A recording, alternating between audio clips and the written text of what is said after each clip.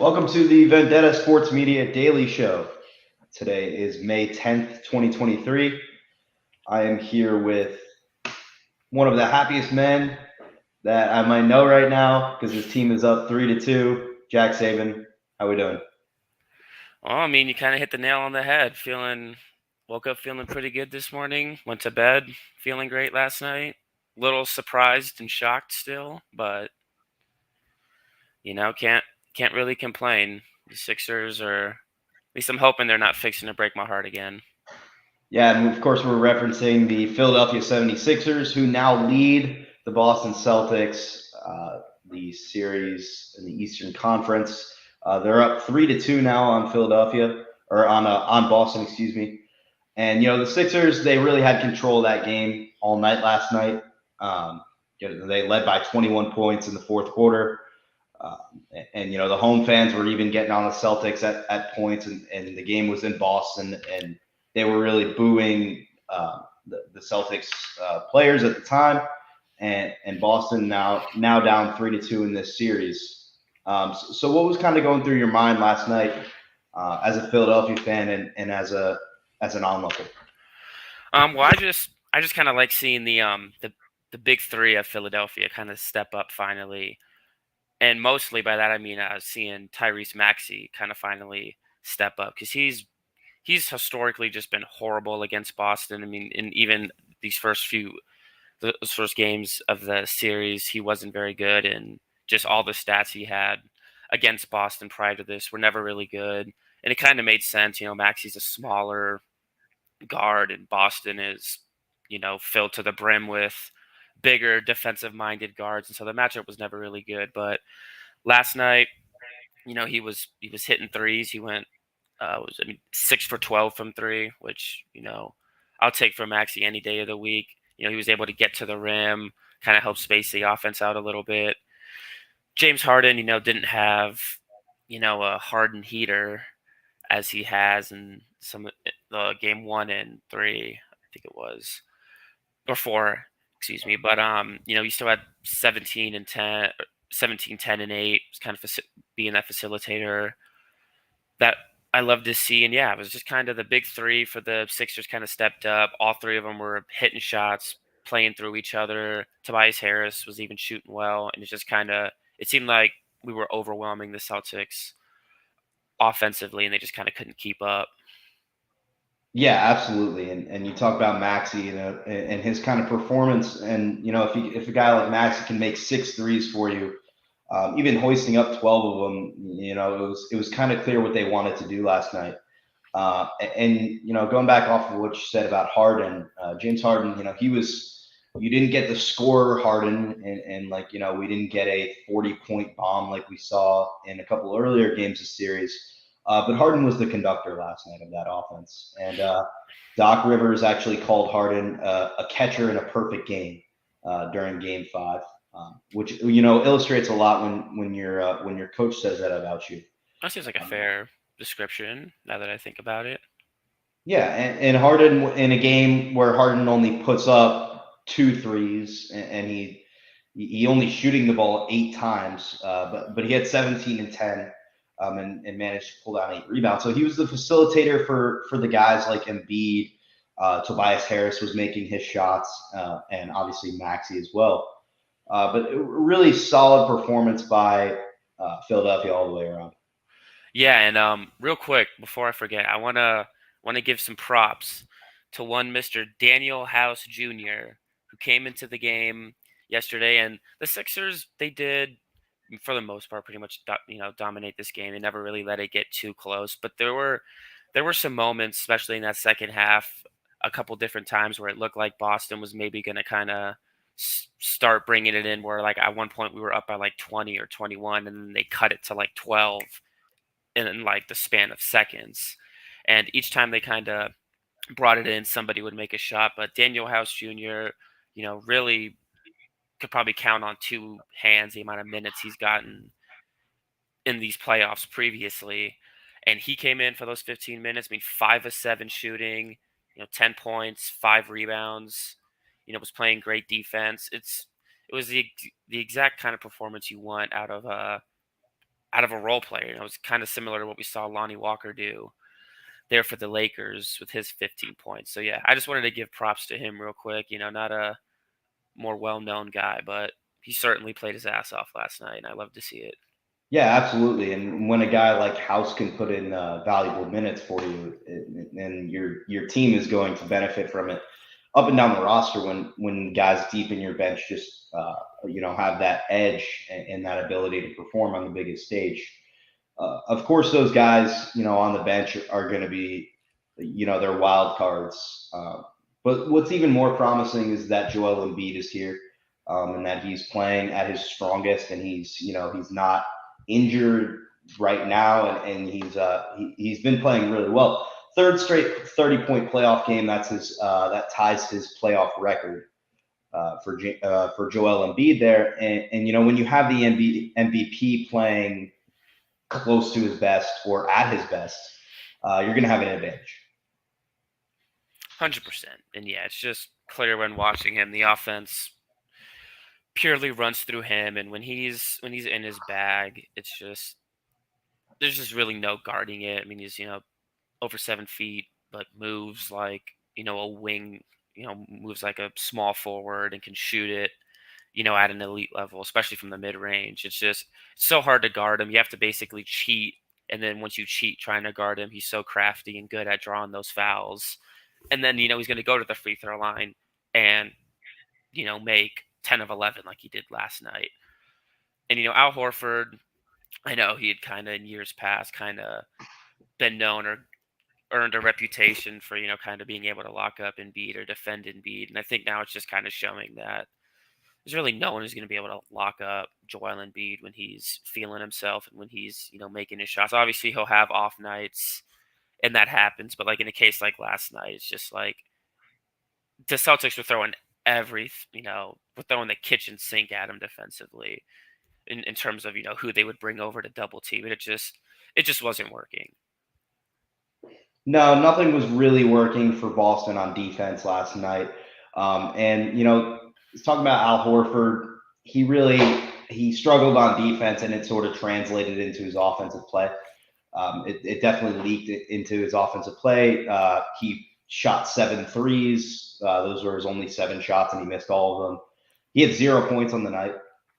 So it's tough for a guy like Horford who can be that elite shooter that he called himself, and how the reporter laughed at him for calling himself an elite shooter. We finished near the top, I think, of like He can be 3-point that guy, but percentage. he just wasn't last night. Yeah, it was just rough watching Al. I mean, I couldn't even imagine being a Celtics fan because Yeah. I don't know if I'd use the word elite in terms of Al Horford as a shooter, but I believe he did finish near the top in terms of like 3-point percentage, if I'm not mistaken. I think they said that last time. Maybe it was specifically for Big Ben, but yeah, I mean that was probably the most meaningful contribution Al Horford's ever made to the 76ers, including the like season and a half or 2 seasons he played with us. It's probably the most valuable thing he did. It's more valuable than anything he ever did while playing for the Sixers.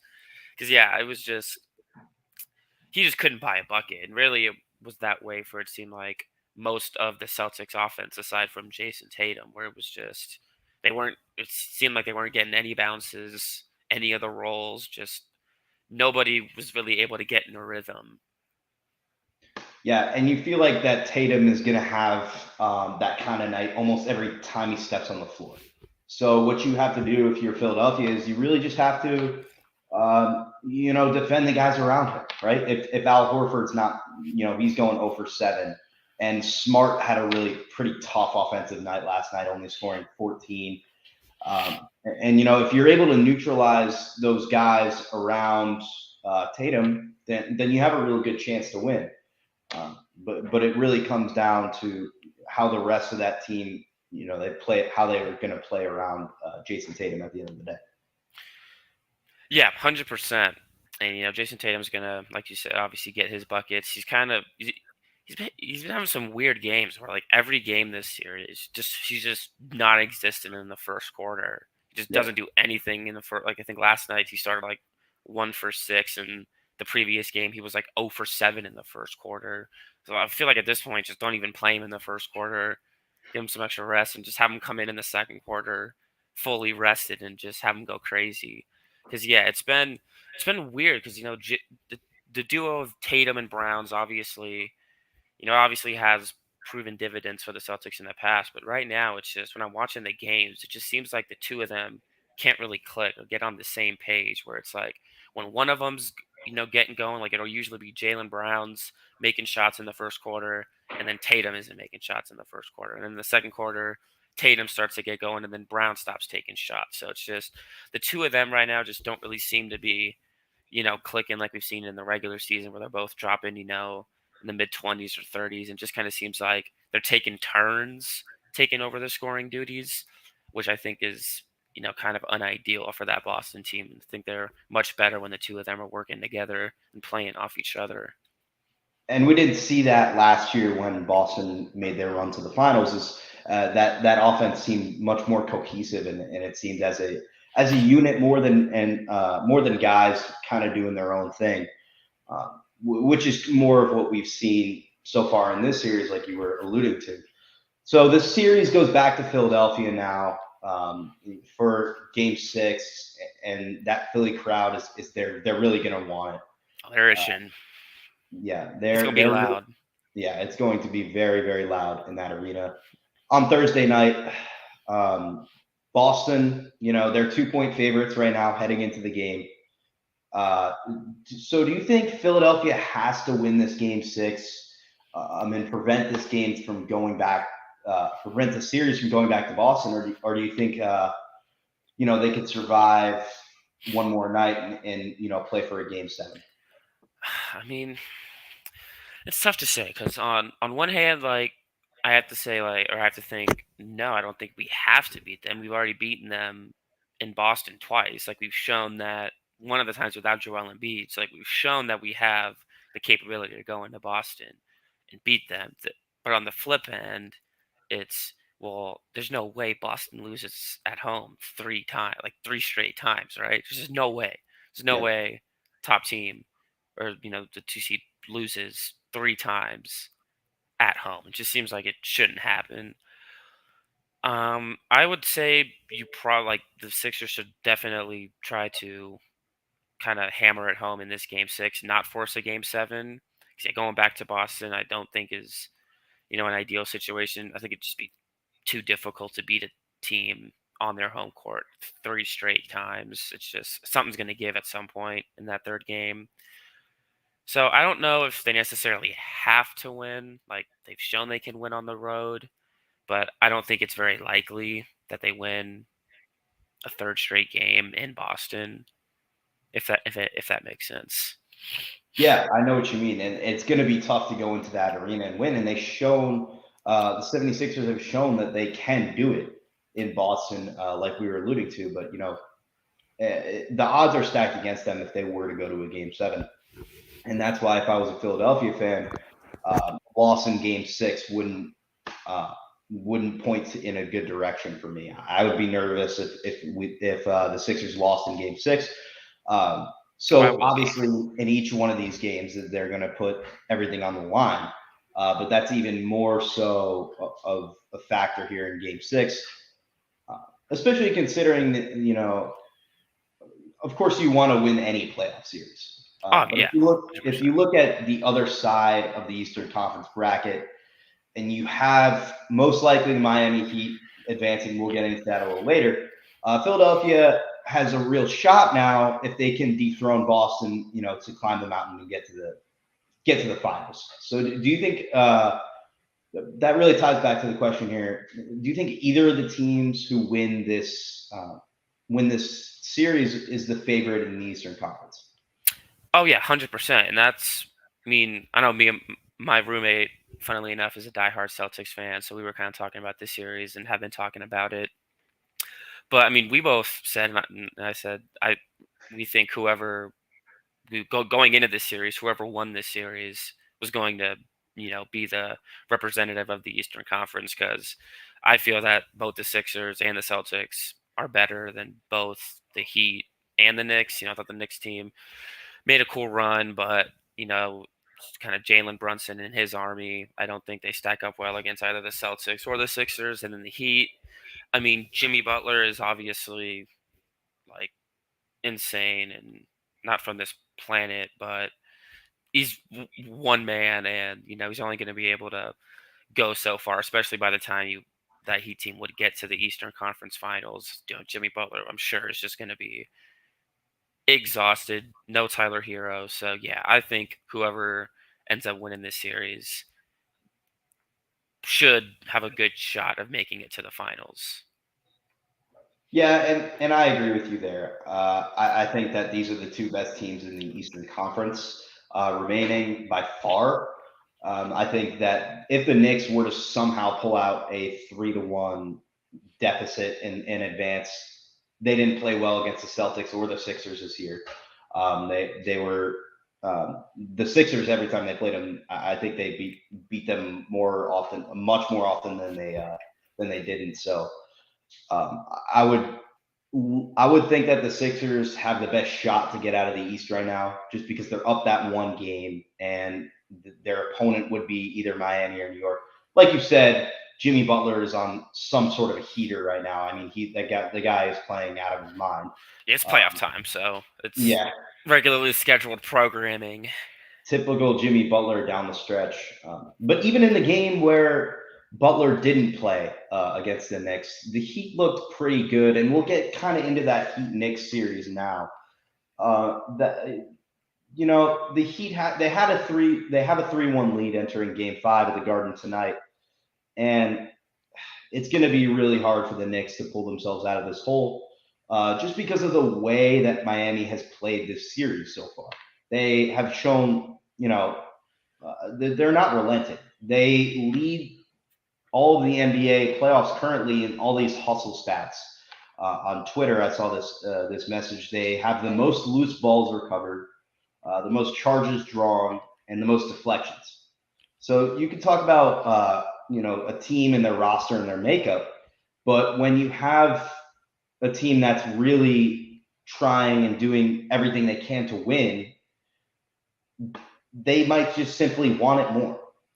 Yeah, it's always a very scary team, and obviously I was saying that I think whoever wins that Boston Philadelphia series should be the favorite, but that still doesn't make me fearful of potentially playing the Heat. They've beat the Sixers 2 years ago now in the conference semifinals. So Yep. I've seen firsthand Jimmy Butler dismantle the 76ers. And I mean, yeah, like you said, I think it would kind of make sense for this Heat team to kind of lead in a lot of these hustle stats. They definitely don't have the same roster as a lot of these other teams that were coming into the playoffs, especially with the injuries they were dealt. And I think that just kind of has been their identity in playoffs in years past, where it's just they're gonna have role guys step up and play much better than they did in the regular season. They're gonna dive on every ball, take every charge. They're gonna just do all the little tiny things they can to just kind of try and swing as much momentum over to their side as they can, and just kind of win as many of those small moments as they can. And a ton of that credit goes to Eric Spoelstra and the coaching staff over there in Miami, because they've been doing such a terrific job in the postseason these last couple of seasons. Really, I mean, since 2020 and the whole Butler era kind of started in Miami, they're always that team that's not great in the regular season, like we definitely saw this year. I mean, they were about 4 minutes away from elimination in the play-in. They were trailing against the Chicago Bulls, and then from that point on, in that second play-in game, they just turned it on, and they haven't been stopped since then.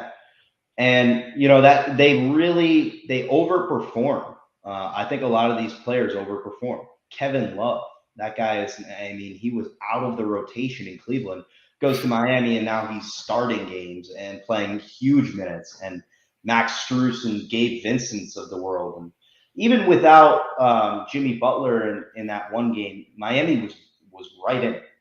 So they were playing really hard in that. I believe it was game 2 where the Knicks, they tied it up at 1 game apiece. And Jimmy Butler was out that night, and the Heat almost won the game. So I think that Miami now, obviously up 3-1, they're pretty much destined to win this series. It's going to be extremely difficult for the Knicks to advance here, but I do think that the Knicks have a chance to push the series back to Miami. Obviously, they play today at 7:30 Eastern, but it's got to be Brunson making shots. It's got to be Randall, doing his thing. But I just wanted. It was really interesting to see Mitchell Robinson, who was one of the keys to that series victory that New York had over Cleveland. He has been basically neutralized in the rebound game. And from where the Knicks were, they can't have Julius Randle leading the team in rebounds because that they really won the series against Cleveland with that rebounding and with Robinson at the 5 getting all those boards, and it just hasn't translated to the series with Miami. Yeah, and I think that kind of a little bit goes back to what you were referencing earlier about just kind of the grit and grind of this Heat team, where they're just gonna throw bodies, they're just gonna throw bodies on you. A lot of people were saying that the reason the Knicks beat the Cavs was because that big man play that you were referencing of Mitchell Robinson, he was just more physical and more dominant down low. He may not have been bigger than like Jared Allen or taller than Evan Mobley, but he was just simply playing bigger than them and wanting it more. And now we're kind of, I think, seeing the flip end of that, where now Mitchell Robinson's, getting a little outdogged by some of these guys like Bam, and even Caleb Martin has had some days where he's finishing with close to 10 rebounds. Kevin Love is still trying to chip in with rebounds, and then they have Zeller off the bench who gets rebounds for him too. And it's just the Heat are just always going to be throwing. They're just always going to be throwing bodies on Mitchell Robinson. Staying physical, boxing him out, just trying to make it as difficult as possible for him to grab offensive rebounds or even defensive rebounds. And I think that's kind of played a part in him being neutralized. Yeah, and it goes back to the entire Heat, the entire Knicks team. If they're not getting those boards, they're not getting those offensive boards, they're not getting those second opportunities, and they're not. If they're going to miss shots, then they're going to score 85 points a game like they did in Game 4 or Game 3, excuse me, and they're going to score 101. The offense has not been there for New York is the point. So what do you think that the Knicks have to do to push this one back to Miami, if anything? I mean, so what adjustments do you see? What can you make to kind of try and get it back there? Yeah, because I don't think Miami just outright wins this 4-1. Like I think the Knicks have it in them to take one. I mean, one thing you gotta do, or I guess hope and pray for at this point, is hope Julius Randle figures something out. I mean, my God, what a weird and interesting career for a player, that of Julius Randle. Just up and down, left, right, sideways, every direction you can think of. But I think it's kind of one of the adjustments they need to make is they just kind of need to try and match the ferocity of this Heat team and kind of play like a team who's down 3-1. You gotta play a little desperate and be more physical and want it more because your back's against the wall. Because I think like we said, this Knicks team, like roster top to bottom, probably stacks up better if you were to go position by position. But I think the Heat have shown that doesn't always matter come playoff time. And I think the Knicks need to kind of adopt that a little bit more, get a little bit more physical, play some more bully ball, and kind of play like you mean it. Yeah, it's obvious at this point that the Miami Heat don't care about who's on your roster or what your record was during the regular season, because they're going to come out and they're going to play their hardest and they're probably going to beat you. Look at the Milwaukee. Look at the Bucks. They beat the Bucks in 5 games. The Bucks were 58-24, and Miami only won 44 games during the regular season. Miami is really road tested at this point. And I really think that it comes down to experience at the end of the day. I think that Miami's, their core has been here before. They went to the Eastern Conference Finals last season. A lot of people might forget that they lost to the Celtics, but they got there again. And they took the So Celtics like 6 games, I think it was. Was it six or they seven? lost in six, I think. So they Yeah, pushed the Celtics even kind of far in that series as yeah. well. So the Heat, there's no team to scoff at, right? Because they have that experience and they're ready. Like Um, the Rays of the NBA. yeah, exactly. There you go. And they don't have the superstar power necessarily aside from Butler, and the forgotten Bam Adebayo, but they do have really a strong roster and they play really hard and I think that they're probably going to take the game tonight. I think that the Knicks are just about dead in the water. That lack of experience there is really starting to show. They got clobbered in game Yeah. 3, and then they come back in game 4, and they really had to win that game. And they just kind of fell flat since this is from the beginning of the game. And the game being in MSG is a big help. And the Knicks are 3.5 point favorites because of the location of the game. But I'm not too confident.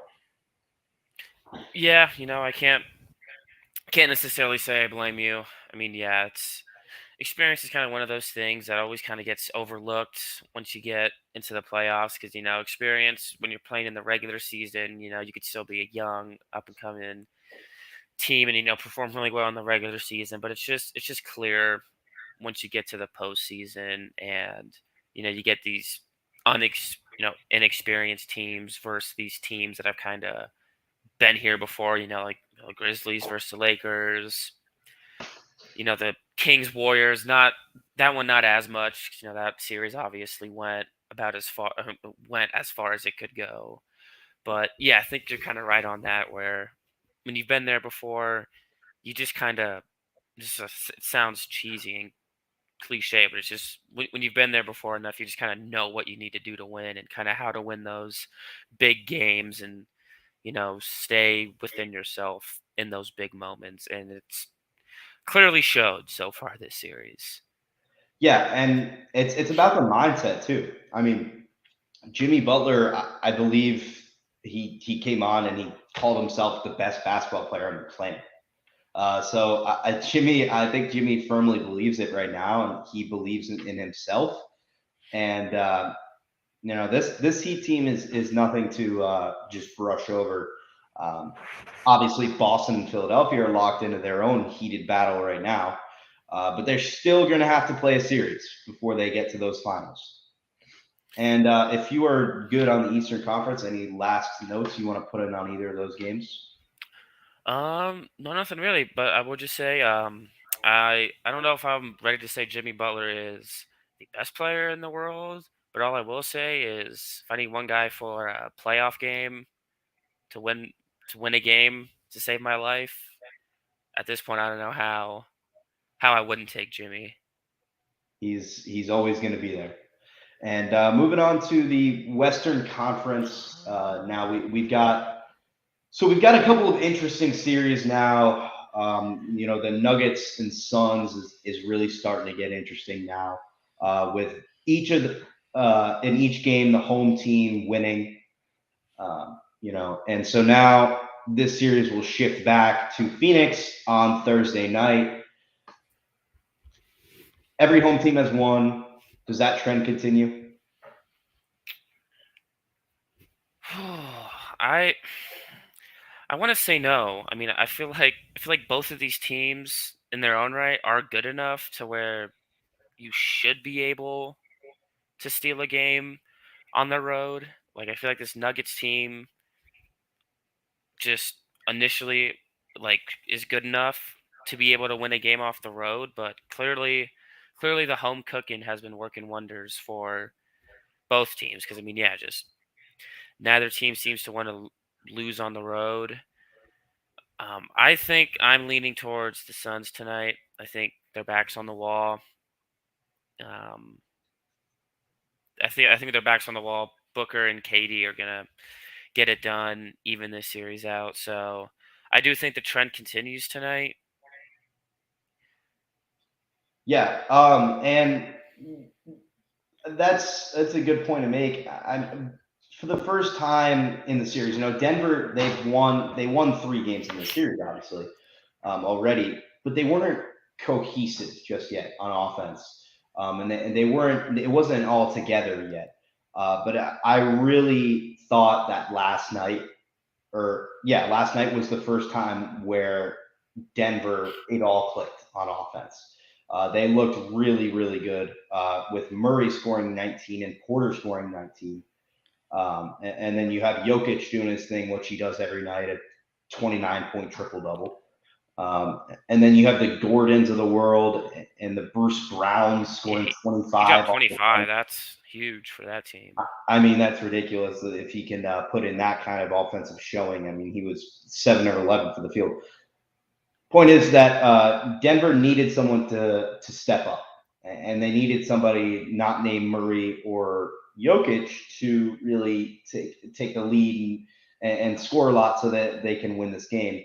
And that ended up being those role guys. And Michael Malone said they needed to bring someone to the party to help those guys, like I just said, and that really is what ended up happening. Yeah, and I mean, especially because when you look at this Nuggets bench outside of Bruce Brown, it's a whole lot of not inspiring, or a whole lot of not amazing depth here. I mean, you got what, Jeff Green. We get Jeff Green kind of as one of the main guys coming off your bench. I feel like that's kind of a signal that some improvement can be made.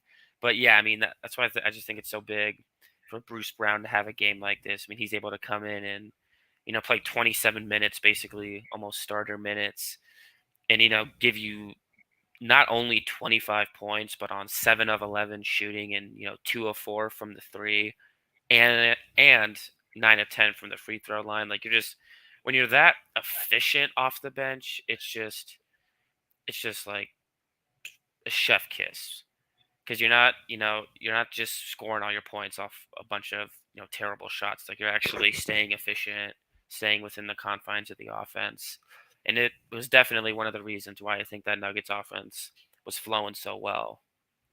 Yeah, and it gives your team a huge boost when you can get that kind of performance off the bench from a guy like Brown, who's not the most. You're not going to go into every night saying, "Hey, Bruce Brown's going to give us 20.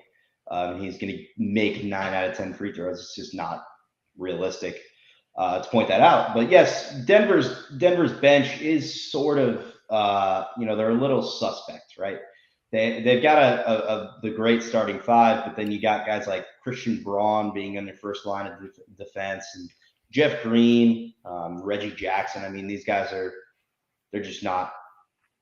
Yeah, I They're mean, older and they're not yeah. very good. I mean, yeah, Braun and Green, I think, had their aside from Bruce Brown, Yeah, had their most minutes off the bench. It's just like, I don't know how. I don't think I, as a fan, would be very confident if I see Jeff Green waltzing around the court at this point in his career. yeah, he's much older now. Yeah, Jeff Green is. Yeah, I wouldn't be very confident in that either, which is, it trends for the Suns. But the Suns, if they don't have their top two guys performing, this team just crumbles, and you Yeah, kind of see it. And if Booker and Durant, especially Booker, I mean, and they if weren't even bad Booker is, last night. yeah, they were bad. They weren't shooting well. Just inefficient basketball. They both played Yeah, 40 plus minutes. Uh, Durant 10 for 24, Booker 8 for 19 from the field, respectively. But you really notice it with Devin Booker, I think, more than you do with Kevin Durant, is that when he's off, this whole team is off. Booker, when he's not knocking down those shots and he's not being that guy where he's putting up 40, then the Suns, they don't play very well, and a lot of that is because they don't have that depth anymore. They don't have the guy like Bridges on that bench, and they have Landry Shamet coming in, and Terrence Ross and these guys that are, they're good players, and there's a reason this team's in the playoffs. But Phoenix was really good all year without playing a lot of these guys, and then they get Durant and they trade off a lot of their depth, and it's like, hey, you guys have to play major minutes in the postseason now. Yeah, I mean, what's the saying? Like, bite off your nose, spite your face. It's you seem like or feel like you can't pass up the chance to bring in KD, but it's at the expense of something that seemingly always gets overlooked in the playoffs, and it's the importance of that depth. Because yeah, I mean, we're just talking about how bad this Denver depth is, and I was going to mention that this Phoenix bench isn't all too much better. I mean, yeah, kind of like you said, Landry Shaman, Terrence Ross, it's kind of your two guys off the bench. I think I like them more than I do Josh Green or Jeff Green and Christian Braun. Granted, but it's still not a whole lot to be desired. And yeah, I think it's. I mean, at this point, I think it's just going to be which starting five can will their team to victory more. Like who has more left in the tank? Who's going to still be able to go out here, in these next potentially two games and you know give more and be able to not just feel absolutely fatigued for carrying both of their respective teams for what seemed like most of the postseason. Yeah, and you look at the Suns bench, and like you said, you like it more than you do with Denver's, right? Because you got a guy like T.J. Warren coming off the bench, and he can score a lot. And Damian Lee, I mean, he lost minutes in this series, but Cameron Payne was a bench guy for a long time, and still is their regular backup point guard without Chris Paul here. And this is the problem with having no depth on your bench is when you have a starter that goes down like Chris Paul, not just a starter. Obviously this guy's a star, Chris Paul, and he's your starting point guard, the conductor of your team. Then you lose depth, and then you get a game like last night where you really are just searching for it on offense. Kind of that whole game, Phoenix. They fought pretty hard at the end of the first half. I believe it was a 3-point game at halftime. But then the Nuggets exploded out of the third quarter, putting up 39 third quarter points.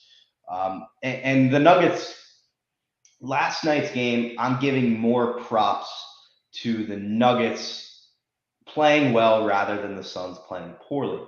Because I think that Denver really was able to just, like I said, let it click on offense. And we were talking about Bruce Brown and having that big night, and I think that if you're Phoenix, you're saying, okay, that's fine. We can drop that game in Denver, and really just not not have it phase you that much. Move on to Phoenix, come back for game 6, and be ready for this one. Yeah, definitely. I mean, to your credit, like you just said, I mean, Denver just was. I mean, their offense was just firing on all cylinders. I mean, they shot basically 50% from the field and then 48%, but almost 50% from the 3-point line, which is just not something you see from this Nuggets team. Every day is the consistent, you know, consistent, efficient scoring output. And yeah, I mean, it seems like Phoenix just wasn't going to win that game, kind of regardless of how they played. And I mean, they didn't play amazing, they didn't play horrible. So yeah, I definitely, like you said, think that this win is more attributed to kind of Denver just clicking on offense and just kind of making what seemed like everything, especially in that third quarter. Yeah, and you look at the stats of this one, and you would have loved to take in this game if you're Phoenix. But you sit back, and Denver's 6-0 at home during these playoffs, and now if you add those 6 wins onto their regular season total, the Nuggets are 46-7 at home this year. So they're a team that's just so hard to beat on the road, and you almost even want to do it during a game seven. You want to push it to that game seven because everything's on the line. And you right, like, does it even? I mean, this team they're so good at home that it's hard Yeah, to really. I mean, it's got to be part of it's got to be that elevation, right? It's like the Denver Broncos for football. I mean, the Mile High basketball. There you It's got to go. be Exactly.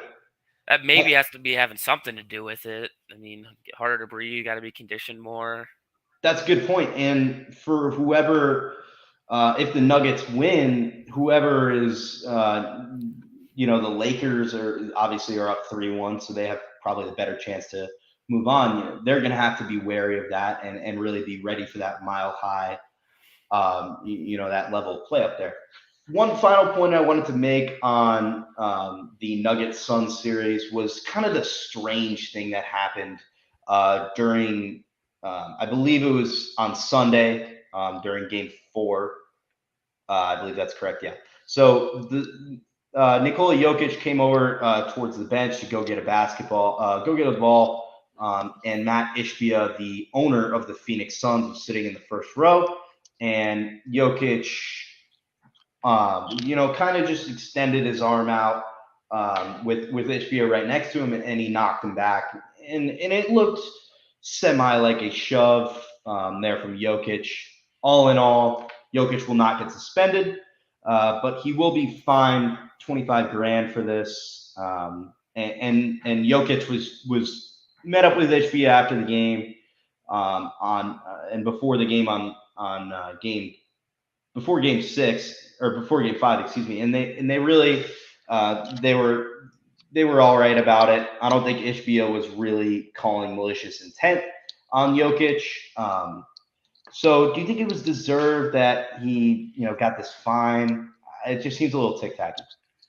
Yeah, I mean, I think I was going to say I'm just glad they didn't actually suspend him. I mean, a 25K fine is not even a slap on the wrist. I think it's just to say, hey, we did something, so don't push owners or push people that are on the sideline. So I personally don't mind. I think it's probably the right call, just giving him a fine that he won't even notice is missing from his bank account. Because yeah, I mean, like you said, Ishbia was. I mean, I'm pretty sure he even came out and said like, "Don't suspend him." Like it would have been such a stupid reason to suspend someone like in the middle of a playoff series. Again, like yeah, technically it was a shove, but it was a far cry from like an actual malicious "I'm pissed at you" shove. It was probably more a case of Jokic not knowing his own strength and forgetting he's a 7 foot, 200 something pound guy, and Ishbia's a regular sized human. So yeah, I'm fine with just a 25K fine. Just don't do it again. But that It would have been pretty awful if they suspended him for something like definitely. that. It was just that was not really something that was like it didn't seem like it was too malicious. And Ishbia knew that. But this story just got blown up by the media Always because does. everyone saw it, and it was a nudge, and he got knocked back. Jokic And assaults Ishbia on the yeah, right. sideline. Exactly, exactly. So you can dwell on it all you want if you're a Celtics or if you're a Suns fan. Excuse me. You can complain, but nothing is really going to happen out of this. Move on. And that was the last thing I wanted to talk about. And if you're good with that series, we can move on to our final series, which is Warriors Lakers. Yeah, pretty good. I mean, and yeah, if any Suns fans are complaining about not being suspended, all I'll say is if Kevin Durant or Devin Booker did the exact same thing, you'd be saying he shouldn't be suspended. So Right, exactly. So moving on to Warriors Lakers. This has been a really fun series to watch. All these games have been pretty intriguing, to say the least. And one of the most intriguing games was, this past one, this game four, where the Lakers were able to take it. They really silenced Golden State in the fourth quarter of that game. Lonnie Walker was the hero in this one, and you have that depth. A guy like Walker can come into the night and he could go 6 for 9 in the fourth quarter. He can make that go-ahead jumper with a minute and 53 remaining. Uh, you know, so the Lakers they have a really strong roster, and when you can have a guy like Lonnie Walker come off the bench, LeBron James said, he said personally, there's no way we're winning that game without Lonnie Walker. Yeah, I could definitely agree with that because I mean, obviously this Lakers team, AD and LeBron are going to do the heavy lifting. It's no secret that the two of them are, gonna offense is gonna run through them. But then yeah, Austin Reeves actually, kind of stepped up and had a big game last night, 21 points. And then yeah, I mean, Lonnie Walker was definitely 100% the difference maker because I mean, up until then it was just kind of they were just grinding gears going back and forth. Neither team really was able to kind of establish, a foothold on this game. And then all of a sudden, Lonnie Walker comes in and just like generates a run by himself Hmm. and was kind of ended up being the nail in the coffin for this Warriors team who just right now seems like they aren't getting kind of that depth play. They kind of aren't getting the help from the guys that need to be stepping up. I mean, Curry's obviously doing his thing. Clay can't be shooting 3 for 11. Gary Payton had a great game. But then, I mean, yeah, Jordan Poole is, I don't know where the hell he is, but he sure as heck ain't in this series. He ain't, he at least, like, mentally is not in this series because he has just been absolutely horrible. And yeah, the Lakers just seem more locked in right now. They got more guys stepping up, kind of ready for the moment, and it's been showing so far. And an interesting thing I found about Jordan Poole going off Poole is he really almost every single game of the regular season he was that guy that put up double digit points, and he was the key member off the bench for the Warriors. And then we get into these playoffs, and he has a really strong performance against Sacramento those first couple games. But then even at the end of the Sacramento series, he starts to struggle. 7 points in game six, 8 points in game seven. You move on to the Lakers series. He has a strong game one. He shoots well, but it's really starting to go downhill ever since then. 6 points, 5 points, and last night was the worst performance where he put up zero, And and only 10 minutes. he played 10 minutes. Yeah. So either the lack of trust from Steve Kerr or there's something seriously wrong with Jordan Poole. And now you're Golden State, you're down 3-1. Do you now say, hey, we're going to go away from Poole even more than we already are? We're going to, like, this is not, we can't have Poole out here being a liability in this kind of a game, with the playoffs on the line. Or do you push him out there? Do you have him work through the struggles even though you're in the middle of a playoff series? Do you trust your young player who's been there before, won the finals last year with this team, was really strong during these last few seasons? You're paying him a lot of money. You got to stick him out there, right? Yeah, I mean, I would probably lean more towards you just send him out there, let him play, and hope that he figures something out and starts clicking. I mean, you're down 3-1, so I mean, your back's all the way up against the wall. And I'm looking at this Warriors team, and it's like, well, if you're gonna take all the Pools minutes away, do you want DiVincenzo to take all those minutes? I mean, he was solid last night. 4 of 6 from the field, 10 points.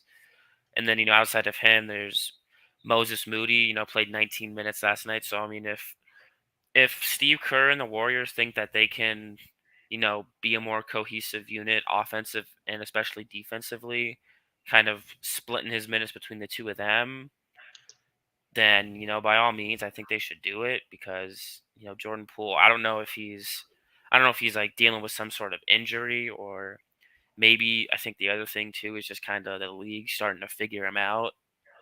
He's not an elite shooter. I know social media would hype him up as this, amazing shooter because he makes, the deep threes every now and then and the Curry range threes. But he's not an elite shooter. His handles are, average or above average, and getting to the rim, he's just small guy, so he's not amazingly crafty at finishing around the rim. And I think especially with a team as old and experienced as the Lakers, they're going to kind of be able to find a young guy and just kind of expose and pick out all the problems with their game and kind of use it to their advantage. And I think that's what they've been doing, especially with Jordan Poole here in the series. And it's so hard to keep him on the bench. Obviously, the league is starting to figure him out. That's a good point that we made. And he's not that guy that a lot of people think he is with the elite shooting, and he's not necessarily that guy that's going to be, uh, like he's going to be your number two option every night, which sometimes he is. He can Sometimes be, he'll come off the definitely. bench and play great. But then there's series like this one where he's just not. And And he's horrible defensively. he's a liability on defense for Yeah. sure. And you're paying the guy 4 years and 128 million that they Horrible signed for the contract. season. So maybe a regrettable contract. You have to pay Klay Thompson if you want to pay him soon after this offseason. Draymond Green is about to be a free agent. So the Warriors, they've got problems.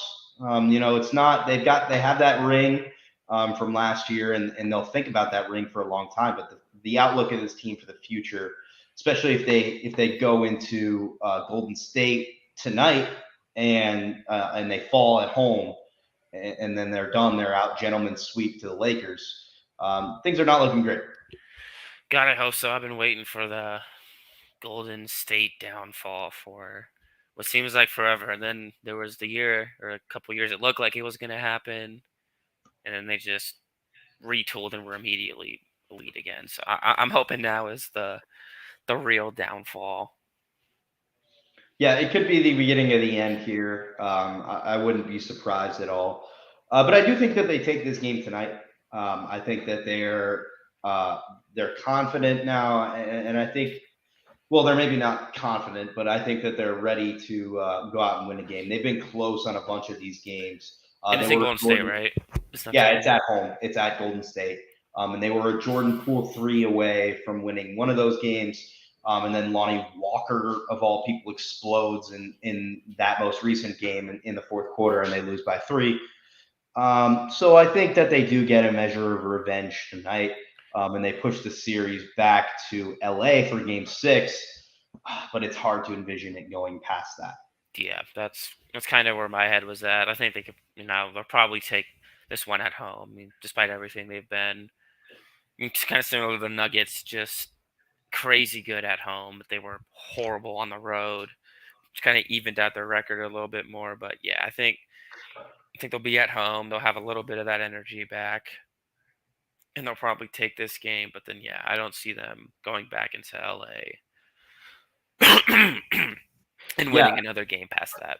yeah. And so what's interesting now is you start to look at the bigger picture as far as the league is concerned and the Western Conference, and that matchup that LA could have with a team like Denver or even the Suns in a potential Western Conference Finals matchup. No team has ever won the NBA Finals as a 7 seed. And I think that the Lakers have the best chance to do it. Yeah, the Heat are what seed?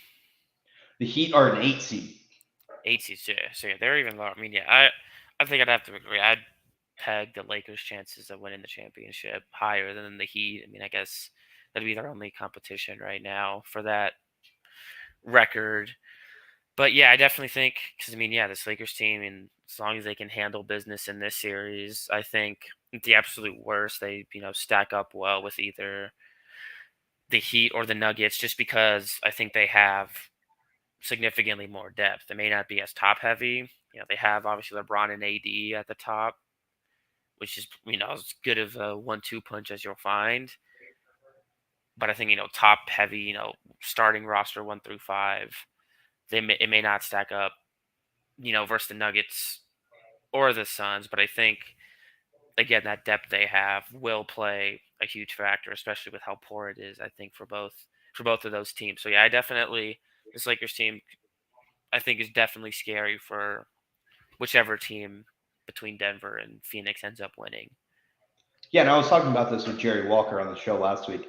We were talking about how the Lakers really, you look at the Lakers and you look at the Suns, and you see two teams that went opposite paths at the trade deadline.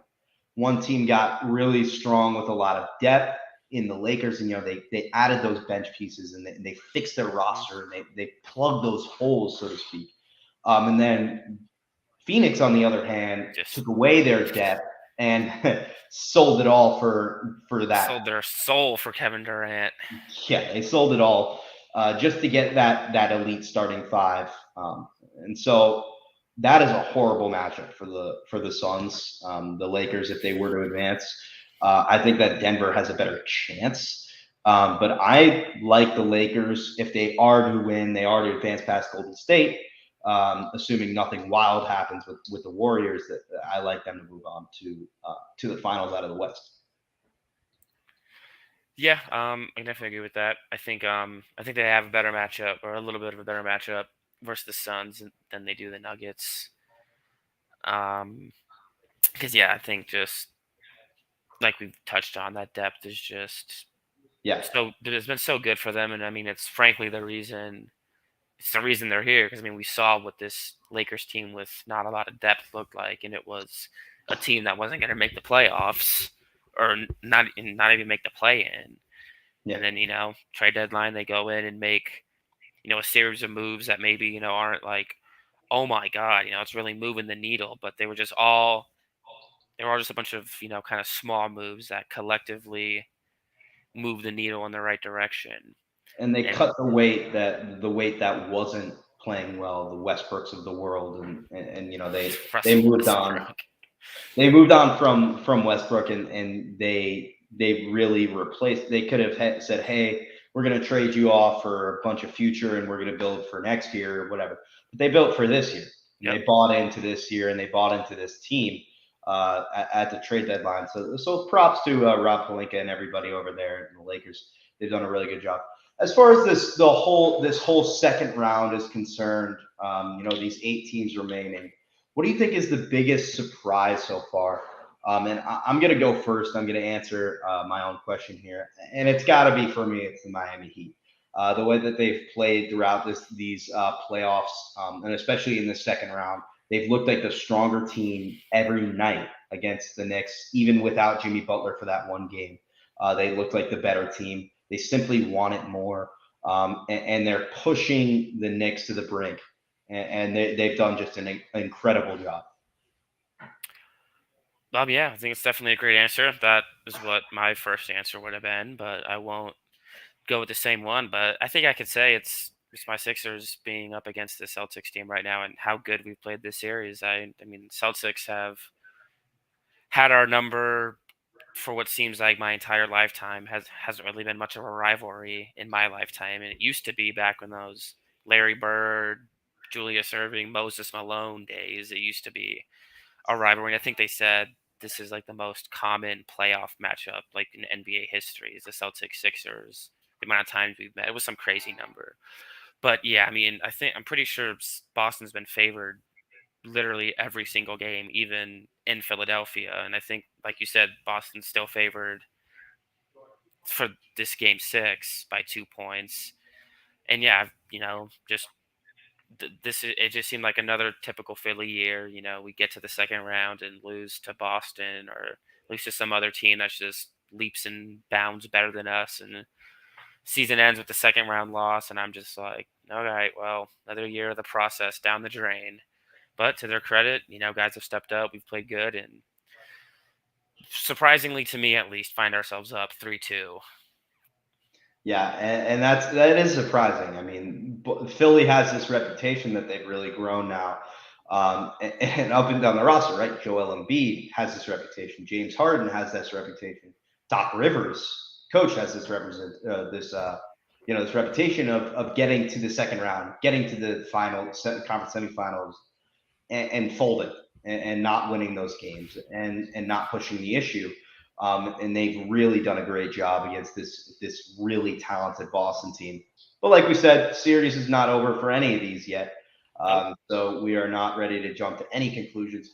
but we have a lot of now NBA film on the show today. We had a long discourse about these second round matchups with the Lakers and Warriors, Heat and Knicks, Nuggets and Suns, and Boston and the 76ers. We're going to shift now to our final talking points of the day, and that is just a little bit of NFL news. So the scheduling is coming out tomorrow for the NFL. We have a couple of newsworthy games that are on the docket that we know about now, specifically those international games. The Jacksonville Jaguars will play back to back games in London. The Uh, Jaguars in London? What a surprise. and yeah, no one is surprised about that one. But the one thing that is surprising is that they'll play back to back games. That is a bit weird. We've never seen that in the NFL before. You know, right? A team that's going to play two games in London, given that they're going to be back to back. They'll play the Falcons on October 1st, and then they'll play the Bills on October 8th. Um, so are the London Jaguars going to be a thing? Like, is this team going to move to London? I know there's been rumors of this in the past, but we don't see this in the NFL, teams playing back-to-back games internationally. Yeah, it's definitely weird. And I wrote an article about this when I was first starting out here, and it was kind of talking about the NFL expanding into different countries, and because they know that there's market, they'd be able to market in some other countries like Germany is another place, London, and I forget a couple of the other places I listed. But yeah, I don't think it will be too long before maybe we do start seeing teams in different countries, because I think there's data and science showing that American football is still pretty big in some other countries. Obviously, like in those European countries, it's never going to be as big as like soccer or other sports. But I think it'll get to a point where the NFL kind of realizes that there's a lot of money to be made in some of these other countries, and I don't think it'll be too long before we see a team somewhere, like even in London. Yeah, and it's definitely it's becoming more feasible with the way that these teams are constructed, but it's never easy for these players to have to go across the international waters and play a game out there. Um, Nonetheless, if there was a team that played 9 games in London and played 8 games in the United States. A team like the Jaguars, if they were to be stationed in London and they became, the London Jaguars, then it would be hard to play a full season. It just doesn't make a lot of logical sense. But playing back-to-back games in London does make more sense, right? Because you go out there, and if you want to have that team play twice, you're starting to promote the Jags in London, and you want that team over there, having them play back-to-back games just prevents, the travel. They'll just have to make one trip and Yep. stay there for 2 weeks, and then make one trip back. So I think it does make a little bit more logical sense than having a team play full time out there. But we've been seeing these teams in London now for what has it been, like 12 seasons now, 12, 13 years. So there's been a lot of tape of NFL teams playing in London.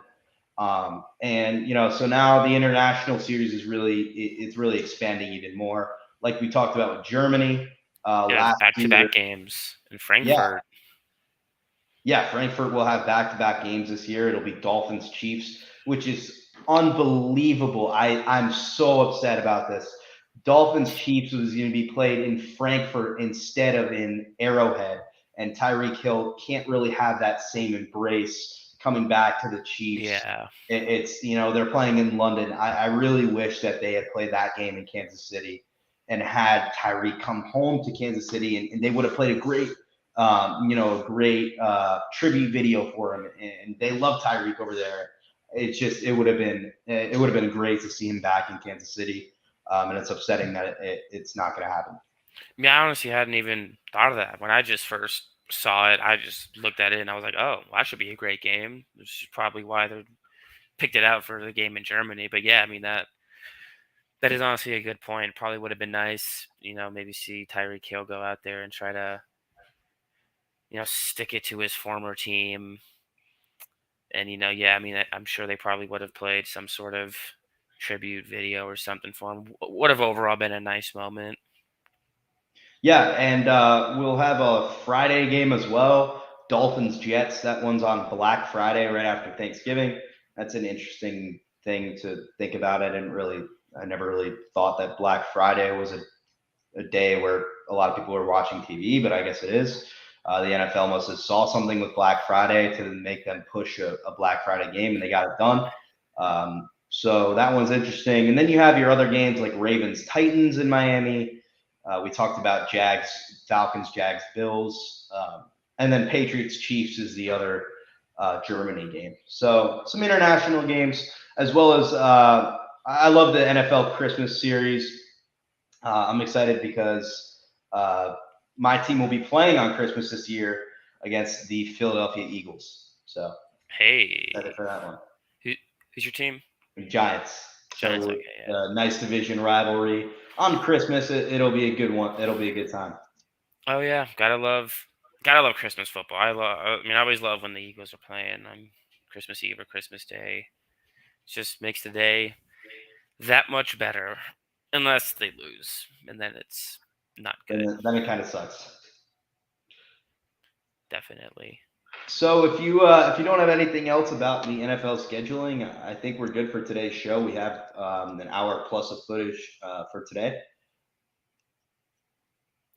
Yeah. I think we pretty much covered everything, and I think was was going to be a matter of time before the NFL starts expanding into different countries. People forget it's business first, entertainment second. They're And always then going to do. players third. Yeah, players aren't even on that list really. Yeah, right. They just feed into the first two. Yeah, But exactly. yeah, I mean, every decision they make is going to be fiscally based, and so they're going where the money's taking them. And as of now, it seems to be London and Frankfurt, Germany. So it's great for the Well, league. I like it, so should be fun. and we're excited about that. And we're also excited about these playoff matchups that we've got in the NBA, which is really the bulk of our show today. We got Warriors Lakers tonight, correct? And Heat Knicks. That Warriors Lakers is tonight, correct? Yeah. So those are the two games that'll be playing. Wednesday, May 10th. Yep, Heat Knicks, Lakers Warriors. Yep. So we're excited about those ones. And thank you for watching the show today.